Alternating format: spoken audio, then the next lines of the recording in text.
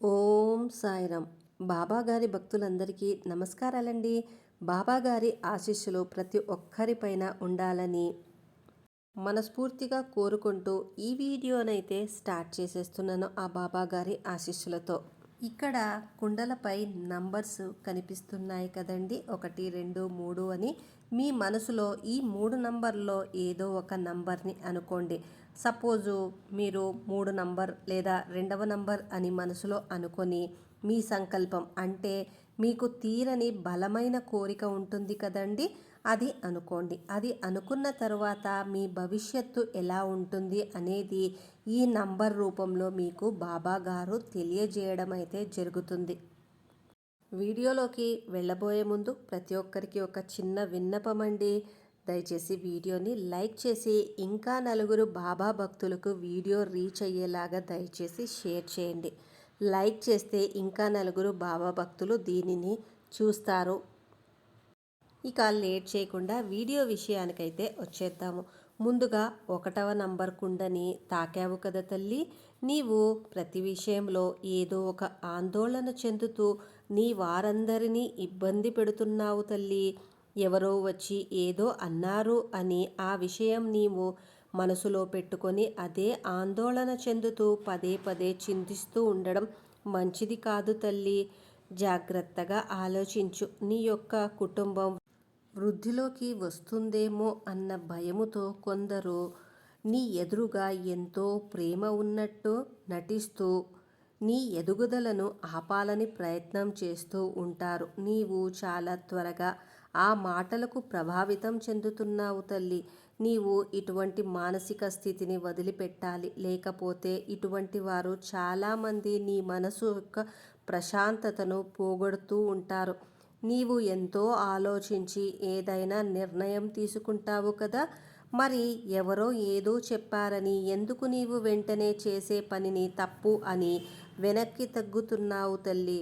నీవు ఆలోచించి తీసుకున్న నిర్ణయం వల్ల నీకు అంతా మంచిగానే సాగుతూ ఉంది కదా తల్లి. నీకు నీ కళ్ళ ముందు కనపడుతుంది కదా.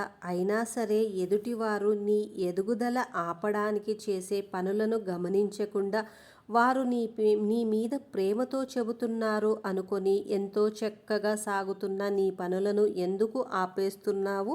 ఇటువంటివి అస్సలు చేయకు తల్లి. నీకు మంచిది కాదు. నీకు ఎంతో తెలివితేటలు ఉన్నాయి. ఏదైనా చక్కగా చేసుకునే సమర్థత నీకు ఉంది.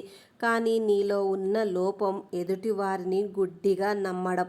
ఆ నమ్మకం నిన్ను ఎంత దెబ్బతీస్తుంది తల్లి. కనుక జాగ్రత్తగా ఉండు. జాగ్రత్తగా ఆలోచించి నీ భర్త కోసం, పిల్లల కోసం, నీ భార్య కోసం, పిల్లల కోసం ఎంతో జాగ్రత్తగా ఆలోచించి మంచి నిర్ణయం అయితే నీవు తీసుకుంటావు కదా. కానీ ఎదుటివారు వచ్చి దీనివల్ల లాభం లేదు, మేము చెబుతున్నాము కదా, నీ మీద ప్రేమతోనే చెబుతున్నాము కదా అని అనేసరికి వెంటనే వారి మాట నమ్ముతావు.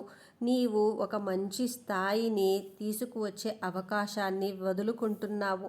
ఇటువంటి పని చెయ్యకు తల్లి. నీవు నన్ను ఎంతో నమ్మకంగా పూజిస్తావు కదా, నన్ను నమ్ముతున్నావు కదా. అటువంటప్పుడు నీకు ఎటువంటి ఆపద రాకుండా, ఒకవేళ వస్తే నిన్ను వదిలివేయును కదా. నీకు ఏదైనా ఆపద వస్తే నేను కాపాడుతాను. నీకు తెలియజేస్తున్నాను. ఎవరి మాట నమ్మి నీ భవిష్యత్తు పాడు చేసుకోకు తల్లి. అలాగే నీ వాళ్ళ భవిష్యత్తు కూడా పాడు చేయకు. జాగ్రత్తగా ఆలోచించి చక్కగా మంచి నిర్ణయం తీసుకో తల్లి.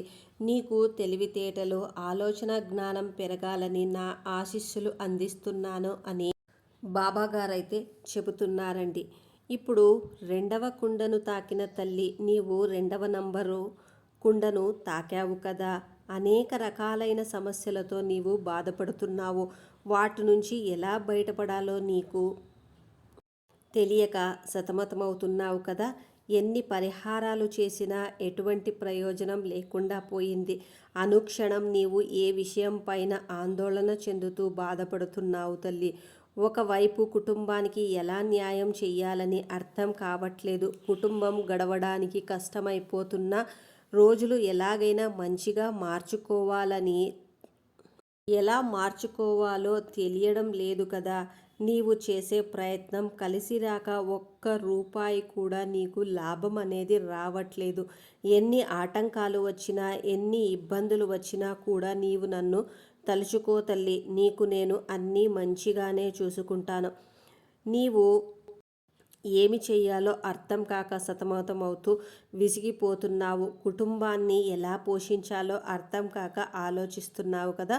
బిడ్డలు ఎదిగే సమయంలో వారికి ఏ రకమైన సదుపాయాలు సమకూర్చలేక ఏమి చేయాలో అర్థం కాక అనేక రకాల ఆలోచనలు నిన్ను మానసికంగా కృంగిపోయేలా చేస్తున్నాయి.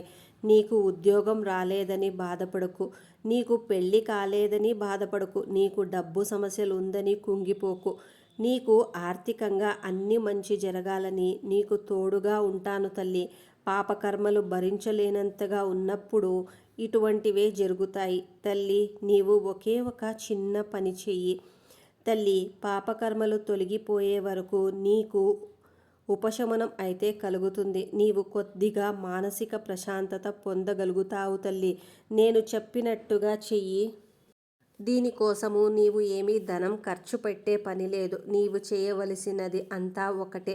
ప్రతి శనివారము ఉదయం కానీ సాయంత్రం కానీ ఆ ఏడుకొండల వాడికి నమస్కారము చేసుకొని ఆయన ఆలయములో 108 ప్రదక్షిణలు చేస్తూ ఆయన నామస్మరణ చేసుకో తల్లి. ఇలాగా ప్రతి శనివారం ఏదో ఒక సమయంలో నీవు కానీ, నీ భార్య కానీ, నీ పిల్లలు కానీ, నీ భర్త కానీ చేస్తే ఆ ఆపద మొక్కల వాడు మిమ్మల్ని కాపాడుకుంటాడు. మీకు కష్టాలు తీరే వరకు ఆయన మీకు తోడుగా ఉంటాడు తల్లి. మీరు ఈ విధంగా చేసుకోండి. ఇలా చెయ్యడం వల్ల మీ పాపకర్మల నుండి మీరు ఉపశమనం పొందుతారు తల్లి. నేను నీ పక్కనే, నీ వెన్నంటనే ఉంటాను. మర్చిపోకు. నీవు చేసే ప్రతి పనిలో నేను నీకు తోడుగా ఉంటాను. బాబా అని ఒక్కసారి నా నామస్మరణ చేసుకో తల్లి. నీ కళ్ళెదురుగానే వచ్చి నీ ప్రతి పనిలోనూ తోడుగా నిలబడతాను తల్లి అని బాబాగారైతే చెబుతూ ఉన్నారు మనకు. ఇక 3వ నంబర్ కుండను తాకిన బిడ్డ, 3వ నంబర్ని తాకావు కదా తల్లి. ఈ రోజు నుండి నీకు పట్టిన దుష్టశక్తుల నుండి విముక్తి అనేది లభిస్తుంది తల్లి. వాటి వల్ల నీవు ఎంతో వేదన అనుభవించి అన్ని రకాలుగా నరకయాతన అని అంటే ఏమిటో చూశావు కదా తల్లి. ఎన్నో సంవత్సరములుగా నిన్ను పట్టుకొని పీడిస్తున్న ఈ కఠినమైన రోజులు ఇకపై నీకు మాయమవుతున్నాయి. ఇప్పటి వరకు కుటుంబంలో మనశ్శాంతి లేకోకుండా ఆర్థికంగా ఎన్నో ఇబ్బందులు, అప్పులు, వాటిని తీర్చలేక నానా ఇబ్బందులు పడుతున్నావు కదా. వారితో అనేక మాటలు అనిపించుకున్నావు కదా తల్లి.